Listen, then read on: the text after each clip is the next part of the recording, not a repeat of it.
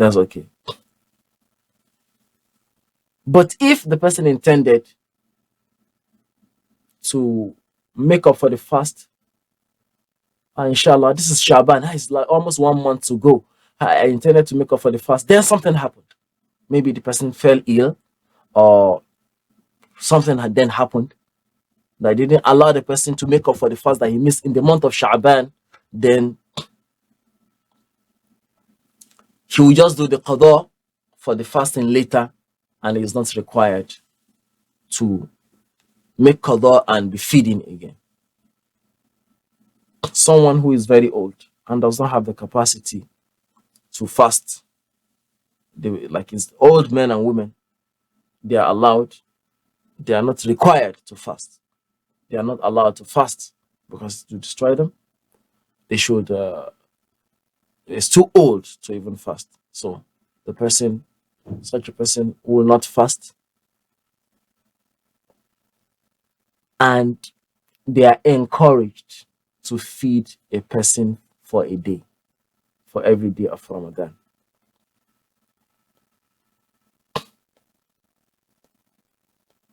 We ask Allah subhanahu wa ta'ala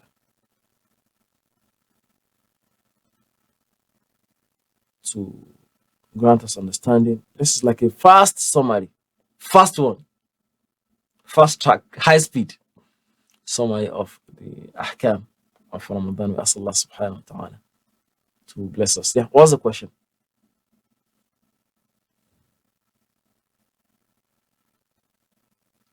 Wa alaikum assalam.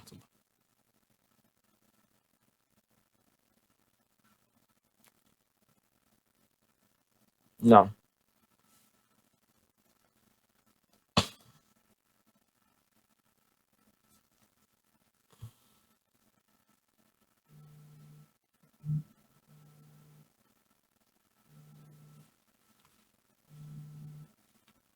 Hold on, please. Hold on, please. Yeah, yeah. A call is intercepted now. Bismillah. She didn't make intention to fast.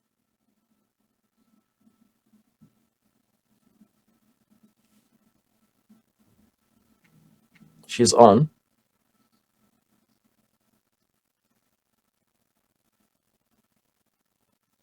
Sorry, I missed the question. Like, someone, please, can you repeat? Like, the person did not make intention of fasting. Oh yeah, yeah, yeah. Okay, I get it now. That's like the opposite of what we said, right? Yeah, I'm in my hide now. I didn't make intention of fasting because I think it's going to continue. Then I saw that it stopped. When did it stop? Before Fajr or after Fajr?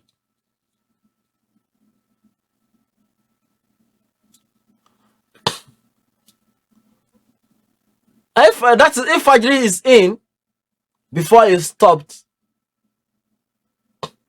then there's no blame on that person. If it stopped before Fajr, then the person has to fast, right? But it didn't stop. If it stopped after Fajr, then he only make up for that day after Ramadan. Okay, it's clear. Clear? If he's not sure, yeah, she will eat throughout that day and make up for it after. The day, look at it, the day will be, if it's after Fajr, it's regarded like the previous day. Get it? Because fasting must start by Fajr. Like the time, that's time. So if it's anything after that, even if it's 5 minutes after Fajr, then she has the day to herself. She's not required to fast. She will make up for it after Ramadan. Is it clear?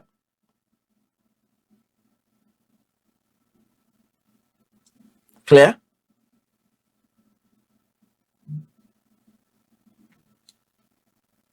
Any other question? Wa alaikum assalam.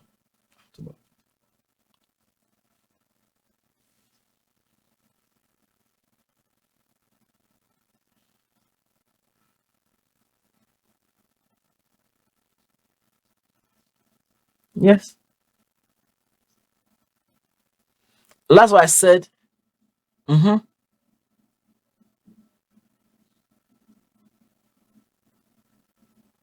You said, and then, okay, go ahead.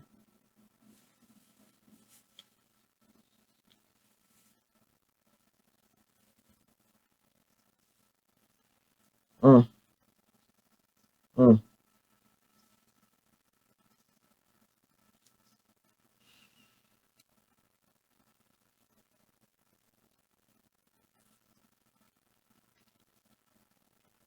mm.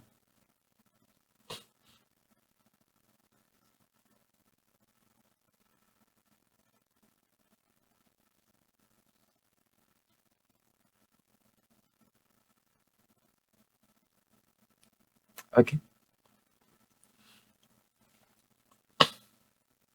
If you,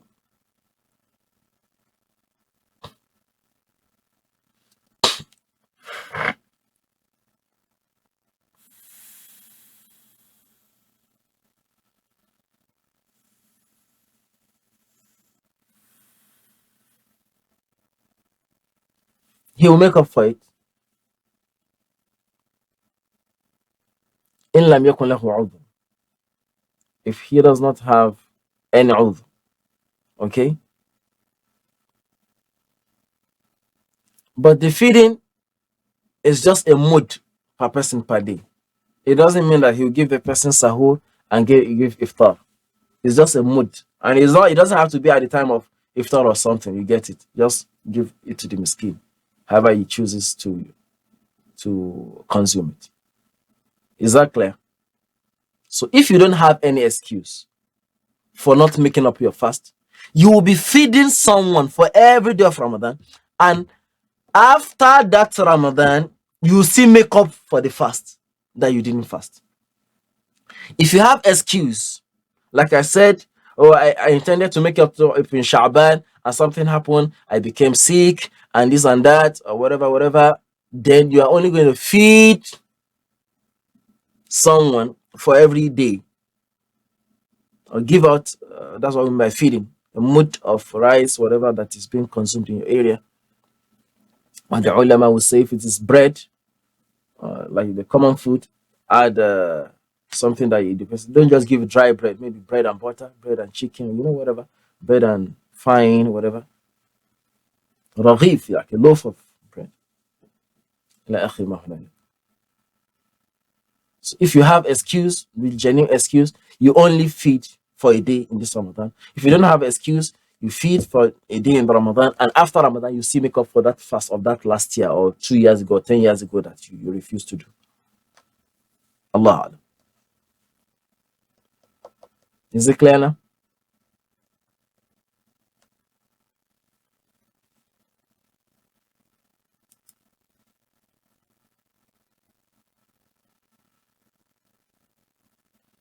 Ask your questions. Don't just raise the hand. Go ahead. Just go ahead.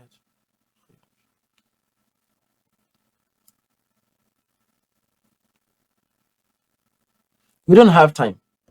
If there's a question, just ask. Go ahead and ask straight.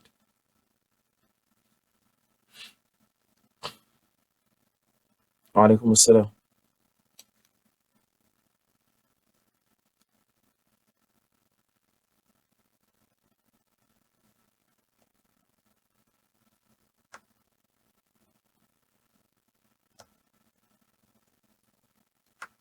Which hadith?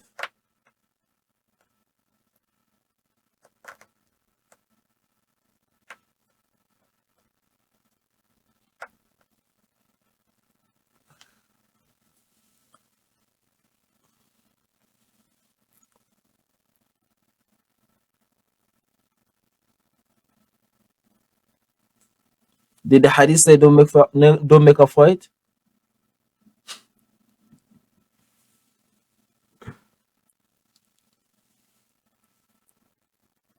Khalas. It's simple. I tell people that the way you read hadith is not the way the ulama read hadith.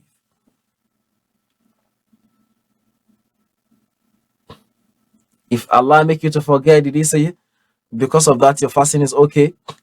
Did the hadith say there's nothing wrong with your fast? Did the hadith say don't make up for it? It doesn't say so. So what the hadith is saying is that you are not making kafara. That's what the hadith is saying. The hadith is saying that because it was a mistake, you are not going to make up for 60. The hadith is saying, if you're saying, it's sorry that I'm laughing. It's just interesting. Yeah. So the hadith, what the hadith means is that because it was a mistake and you didn't do it intentionally, you are not going to do kafara. It doesn't mean you are not going to do qada. According to the school of Imam Malik, Allahu Akbar.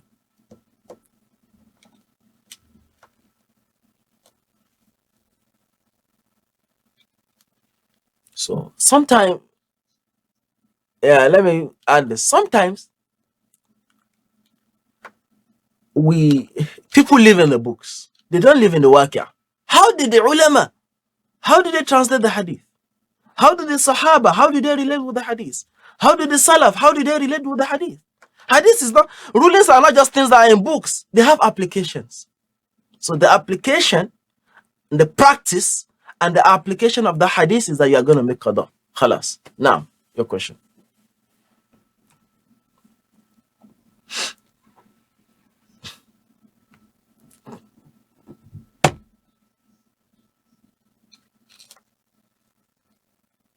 No, they're not related. People say a lot of things that are not related. You miss salah, you fix your salah. You miss your fast, you fix your fast. You both of them, you fix both. They are not related. There are different things that people say. If someone who is not your wife cooks for you in Ramadan, these things, they are not related. Khalas.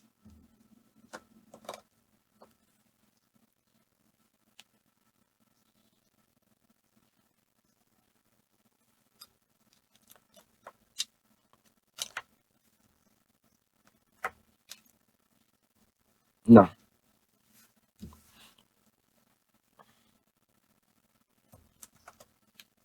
مذي أو المني مكروه. We mentioned makruh, karaha. If it leads to emission of mazi, you have to do qada. You have to make up for that one day. Mal imsak, you don't say, okay, because I broke my fast, I'll have to eat. You still have to hold on for that day. You keep your mouth without eating and doing things, and you make up for one day. But if it really makes out, if it causes discharge of mani, you do kafara. Ma'al qada. Because just like we said, it involves intihak hurumatil saw. Like you are defying the Sharia. Because you know what you're doing. Now. And some of these things, they may look like it's a joke. It's not a joke. Maybe someone, a man or something, there's this crazy urge. And maybe he was not able to control himself. And when we say control himself, we know not like he's out of his mind, but it's just like that kind of high. And maybe he's in his house with the wife, like he's disturbing the wife, like something like that. So whatever situation, if it leads to this is what you're supposed to do. If it leads to that, this is what you're supposed to do. Khalas. Sharia is giving us a way out. But we are not saying someone who does it deliberately. If he does it deliberately, that's what is required to do. He still has to do tawbah. Ask Allah for forgiveness. We are not talking whether it's good or bad now. And this is where I think people mixing things up.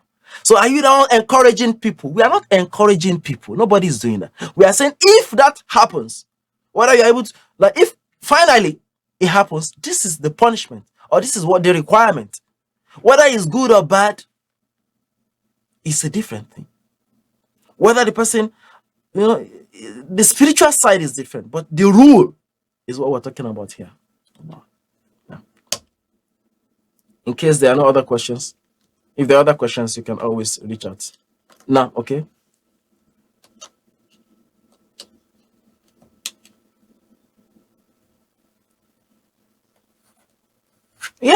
if you know you can pay it back. Just like the way you can borrow fund for your school fees or other stuff. Yeah, I know that I eat a lot in Ramadan, and the food I have at home will not do me. Yeah, I can borrow.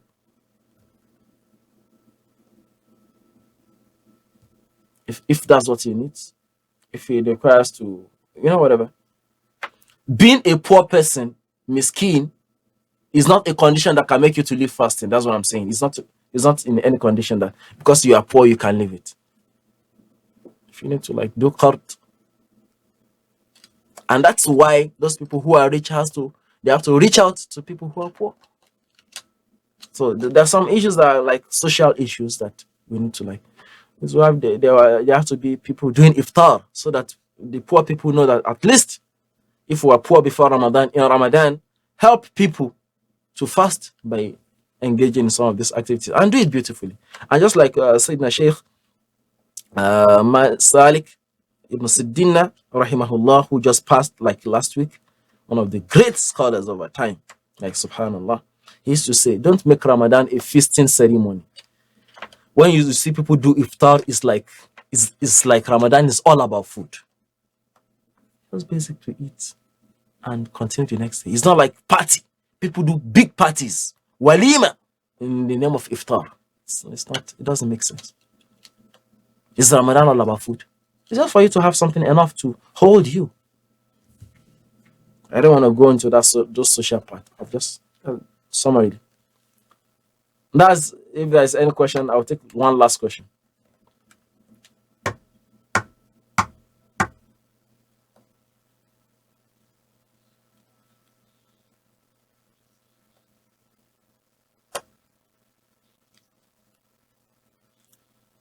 See this.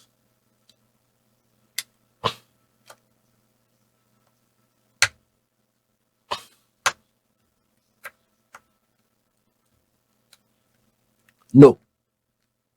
Barakallah. A very beautiful question. A very beautiful question. This is where, and subhanAllah, I had the intention of mentioning this at the beginning. This is where logic does not work. Someone is trying to tell us in his own small mind. But you see that when we have been talking of safar, fasting, where he's not saying whether the traveling, right? When we're talking of safar, traveling, we are not saying whether the traveling is stressful or not. So, the reason is not the stress. The reason is not the stress. Someone wants to tell me I trek to work every day, 2 hours trek. Because of that, can I break my fast? It's not enough a reason to break a fast. Safar is safar. It's not because of the mashaqqa. So those people who are saying the illah, the reason why the Sharia says safar is if this traveling is stressful. It's not. It's nowhere. It's not. It's ta'wil yani. No. I saw your hand up because it's my class governor. Let me take the question. No.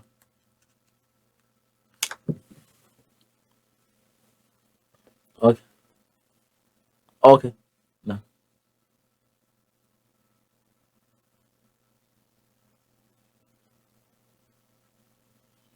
Woman.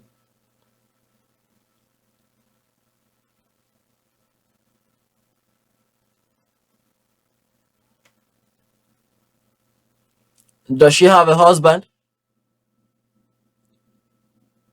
The husband has to do it. So it's not her responsibility. Just like okay, maybe you didn't hear it. It has to be taken from and the husband has to take responsibility. He has to ask for help. He has to ask for help from someone to help do it. To do it. That's why we must support each other in our community. Okay. You should ask for help. If in the whole community nobody is ready to help, to support, then amruhu ilallah. But I think that's almost impossible. You should talk to the imam in the community. The people will support. This is not something that you should be shy about. It's a rule of Allah. That's why you have the imams. Yeah, imam, my wife is breastfeeding. We don't even have, we cannot even hardly feed. And because of that, she missed Ramadan last year. And this Ramadan, up to now, things have not changed. We need this help. I'm certain that he will get support. Whatever, if it's a Muslim community, I'm certain. I'm almost certain. If he's not in that community, he should reach out to the next community. It's not, I don't think it should. I don't know where you're talking from, but I don't think it will be that bad. It's not something that I want to hide. I'm shy. No, it's a rule of Allah. Ask for help. My take is you have to exhaust all possible options before you say, I'm helpless. Allahu ala wa alam. Is that the last? Yeah.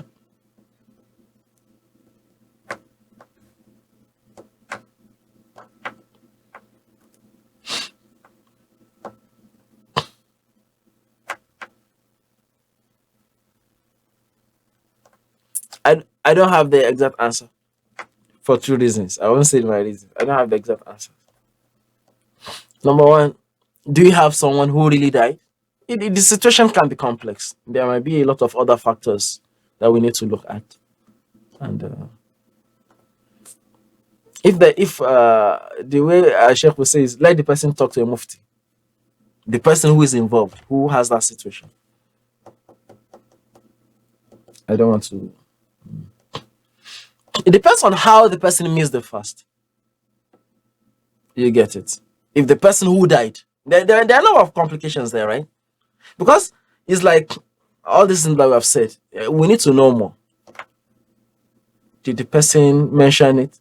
That, okay, I have this fast to make, do fidya on my behalf. Like, it was the person who died, did he have an excuse? Did he have intention of making up for, all these different variables? It's not like yes or no answer. And since you don't have, I don't know, well, we can talk about that later, but that's it. نقف هنا إن شاء الله. We are almost reachable. This will be like inshallah we'll go on break for our fiqh class, and with Allah ta'ala we'll continue back where we stopped after Ramadan. With Allah ta'ala, watch out for the programs that we'll be having in Ramadan. For like, you can, I know some of you in some of the groups. We ask Allah subhanahu wa ta'ala to, if we make mistake in anything that we have said, to forgive us. This is what we have studied from our teachers. If we forgot anything, and if I remember anything that I missed, said, or I knew better, inshallah, because it's a class is easier, I'll reach out to you. هذا وصلى الله وسلم وبارك على سيدنا محمد وآله وصحبه أجمعين. اللهم بلغنا رمضان واجعلنا من المقبولين. اللهم سلمنا لرمضان وسلم رمضان لنا بحرمة لا إله إلا الله محمد رسول الله صلى الله عليه وسلم. والسلام عليكم ورحمة الله.